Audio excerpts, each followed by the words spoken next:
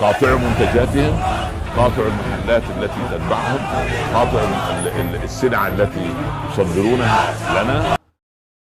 Welcome दोस्तों, इस video में बात करेंगे सोशल मीडिया की वायरल खबरें। एक के बाद एक मुल्कों में इजाफा हो रहा है। मैं आपके साथ अपडेट शेयर करने वाला हूं कि किस तरीके से नूपुर शर्मा, जो कि भारतीय जनता पार्टी की एक्स प्रवक्ता थी, उनके बारे में जिस तरीके से पूरी दुनिया में चर्चा हो रहा है और अभी एक के बाद एक देशों में अपडेट निकल के आ रहे हैं, कैसे एक के बाद एक जो देश हैं वो इस बयानों पर अपनी बात रख रहे हैं, आलोचना कर रहे हैं, मुल्कों में इजाफा हुआ है।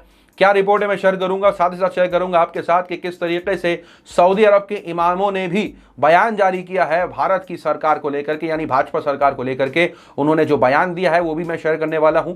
साथ ही साथ जिस तरीके से एक के बाद एक अपडेट्स निकल के आ रहे हैं कि भाजपा की तरफ से भी एक्शंस लिए जा रहे हैं, जी हाँ, जो कोई भी ऐसा पोस्ट कर रहा है प्रॉफिट के बारे में उनके ऊपर कार्रवाई हो रही है, रिपोर्ट में शेयर करने वाला हूं। साथ ही साथ एंट्री हो चुकी है कंगना रनावत की, काफी सारी अपडेट्स है, शेयर करूंगा इस वीडियो में। सबसे पहले शुरुआत करते हैं आपके साथ उन मुल्कों के बारे में जिसमें एक के बाद एक इजाफे होते गए। जिस तरीके से प्रॉफिट के बारे में कही गई थी बात टाइम्स नाउ की डिबेट में, भाजपा की एक्स प्रवक्ता नूपुर शर्मा के द्वारा, एक्स प्रवक्ता इसलिए क्योंकि भाजपा ने उन्हें सस्पेंड कर दिया है और भाजपा ने उनके बयानों का खंडन खुद किया, कहा यह पार्टी के व्यूज नहीं है, वो पीछे हटी।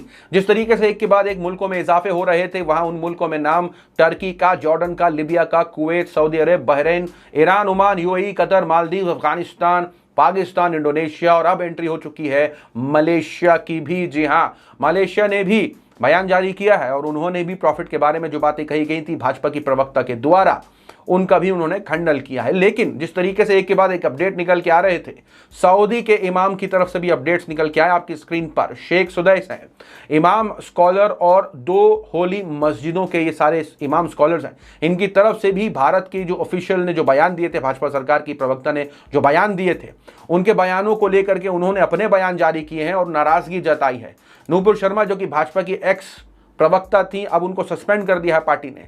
अभी भी वो विवाद चल रहा है, पूरी दुनिया में चर्चा हो रही है उनकी, किस तरीके से उन्होंने प्रॉफिट के बारे में बातें कही। यहां सऊदी के इमामों की तरफ से ये स्टेटमेंट जारी किया गया है और अपने स्टेटमेंट में उन्होंने ये बात रखने की कोशिश करी है कि ये बेहद शर्मनाक है देखना कि जो लोग ये कहते हैं कि हम हर धर्म का सम्मान करते हैं, वो इस तरीके की बातें करते हैं और मुमकिन है जो ये ऐसी बातें करते हैं वो प्रॉफिट की बायोग्राफी नहीं पढ़ते हैं। मतलब उन्होंने बाकी तो अपने स्टेटमेंट में दुआएं दी हैं कि अमन बरकरार रहे दुनिया में, लेकिन इस बयान से ये लगता है कि वो ये कहना चाहते हैं कि जो कोई भी प्रॉफिट की आलोचना करता है वो उनके बारे में बिल्कुल भी नहीं जानता, ना ही उनके बारे में पढ़ता है, यानी हवाई बातें करते हैं और जिनका जो मुंह में आता है वो बोल जाते हैं। लेकिन एक के बाद एक अपडेट आते गए, हमने आपके साथ प्रीवियस वीडियो में भी शेयर किया, अगर वो सारी अपडेट जानना चाहते हैं तो लिंक आपको डिस्क्रिप्शन में मिल जाएगी। लेकिन एक के बाद एक अपडेट अभी भी निकल के आ रहे हैं। यहाँ आपकी स्क्रीन पर शुरा काउंसिल ऑफ कतर है, इन्होंने मामले पर जो है क्रिटिसाइज किया है मोदी सरकार को और मामला अब प्रॉफिट मोहम्मद तक सीमित नहीं है। अब वहां मुल्कों में जो है वो इस पर भी चर्चा हो रही है कि किस तरीके से कर्नाटका के अंदर जो एजुकेशन इंस्टीट्यूट है, जहां बच्चियों को जो स्कूल में जाती थी, कॉलेज में जाती थी, उनको हिजाब पहनने से मना कर दिया गया। यहां इस बात पर भी चर्चा हो रही है कि किस तरीके से जब कार्रवाई हुई मुसलमानों के घरों पर तो उनके घरों को जो है बुलडोज कर दिया गया। यानी एक के बाद एक मुद्दे जो हैं वो उछल रहे हैं और एक के बाद एक जो खबरें हैं वो उन तक पहुंच रही है। यहां एक और अपडेट निकल के आई थी आपकी स्क्रीन पर कि कुवैत, बहरीन के बाद सऊदी अरब के भी सुपर स्टोर से भारत के प्रोडक्ट्स को रिमूव किया जा रहा है। यानी एक बड़ी अपडेट ये थी कि किस तरीके से इस पूरे मामले पर एक्शन ले रही है सरकार। यहाँ वहाँ के जो लोकल लोग हैं, जो अरब के लोग हैं, वो इतने नाराज थे कि उन्होंने अपनी दुकानों में भारत के प्रोडक्ट्स रखना और जो थे भी उन्हें हटाना शुरू कर दिया था। लेकिन यहाँ एंट्री हो चुकी है अलकायदा की। बयान जारी करते हुए पैगंबर मोहम्मद पर क्या कहा है अलकायदा ने, आपकी स्क्रीन पर न्यूज़ 24 की रिपोर्ट है। पैगंबर मोहम्मद पर विवादित टिप्पणी को लेकर के अलकायदा ने दिल्ली, मुंबई, यूपी और गुजरात में आत्मघाती हमले की दी धमकी। यानी जो टेररिस्ट ऑर्गेनाइजेशन है या ग्रुप कह लें उन्हें, वो जिस तरीके से ऐसा बयान उन्होंने जारी किया है, उनकी आलोचना की है। सलमान निजामी कांग्रेस के हैं, इनकी तरफ से आलोचना हुई है। उन्होंने कहा है कि कुरान में सीधा लिखा हुआ है कि अगर कोई प्रॉफिट का मजाक उड़ाए तो उसे अल्लाह पर छोड़ देना चाहिए, वो अल्लाह उसे समझेगा। आप किसी भी तरीके से जो है वो अपने हाथ में ये मामलात नहीं ले सकते। और उन्होंने अलकायदा के इस स्टेटमेंट का खंडन किया है कि अनएक्सेप्टेबल है, इस्लाम बिल्कुल भी ऐसी बातों की इजाजत नहीं देता है। लेकिन वहीं दूसरी तरफ भारतीय जनता पार्टी की तरफ से क्या किया जा रहा है और पुलिस किस तरीके से पूरे एक्शन में आई हुई है।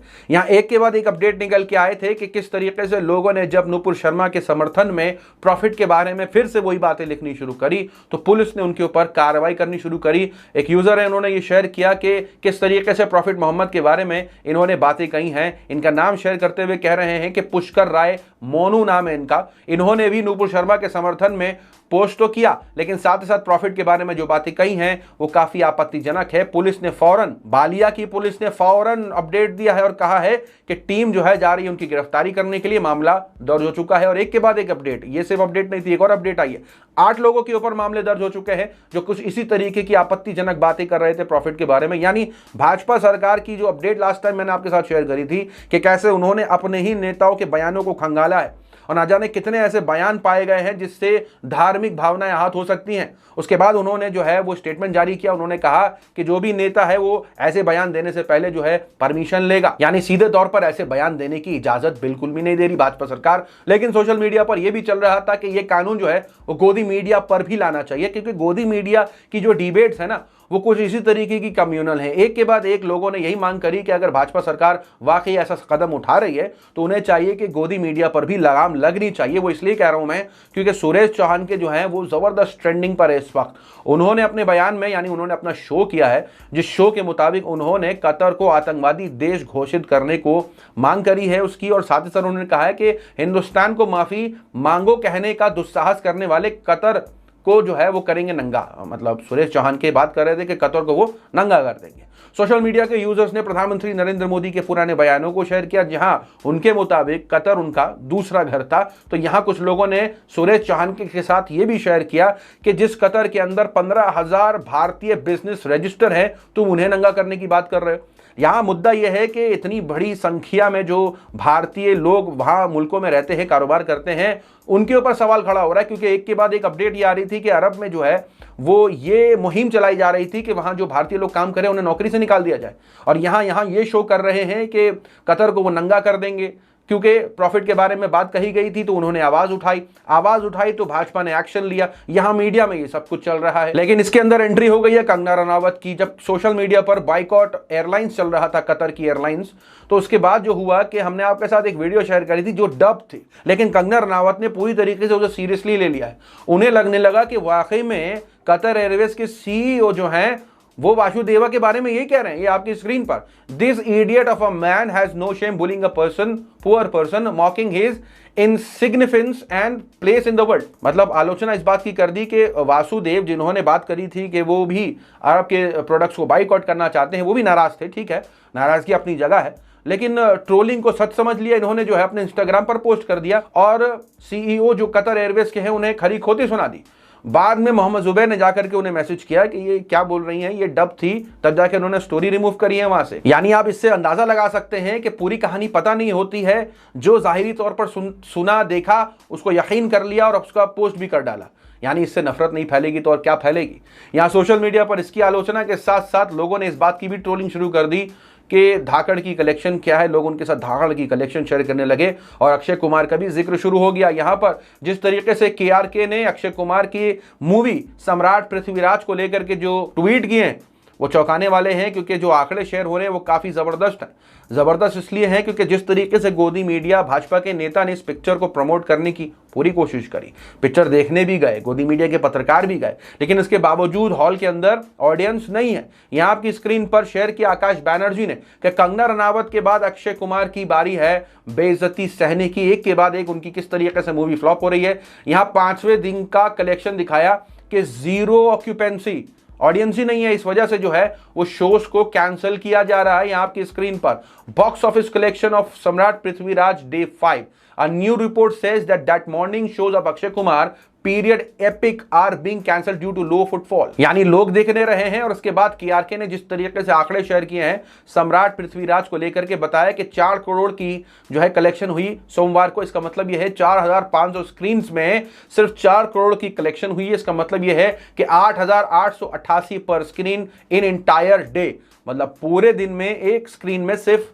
लगभग 9,000 की कमाई है। तो वो इस पर ट्वीट करके कहते हैं तो इतना तो इलेक्ट्रिक का बिल ही हो जाता है। यहां वो आगे शेयर करते हैं कि 80% जो सम्राट पृथ्वीराज के जो शो हैं वो कैंसिल हो रहे हैं क्योंकि ऑडियंस ही नहीं है। साथ ही साथ शेयर करते हैं कि धाकड़ और सम्राट पृथ्वीराज पूरी तरीके से डिजास्टर रह चुकी है, क्योंकि जो उनके समर्थक है, लिख तो भक्त रहे वो, मैं समर्थक इसलिए कह रहा हूं क्योंकि ये वाजिब वर्ड है, भक्त लिखना सही नहीं होता है, लेकिन क्योंकि उनके जो समर्थक हैं वो शायद इतने गरीब हो गए हैं कि वो उनके पास पैसे नहीं बचे कि वो टिकट खरीद सके, और उनके समर्थक सिर्फ उन्हें ऑनलाइन ही सपोर्ट कर सकते हैं, उनकी फोटो लाइक करके, उनके पेज को लाइक करके, लेकिन उनकी पिक्चर देखने कोई नहीं जा रहा है। आपकी क्या राय इन सारी अपडेट्स पर कमेंट सेक्शन में अपनी राय जरूर बताएं। मिलूंगा आप सभी से अगले वीडियो में, तब तक के लिए अपना ख्याल रखें।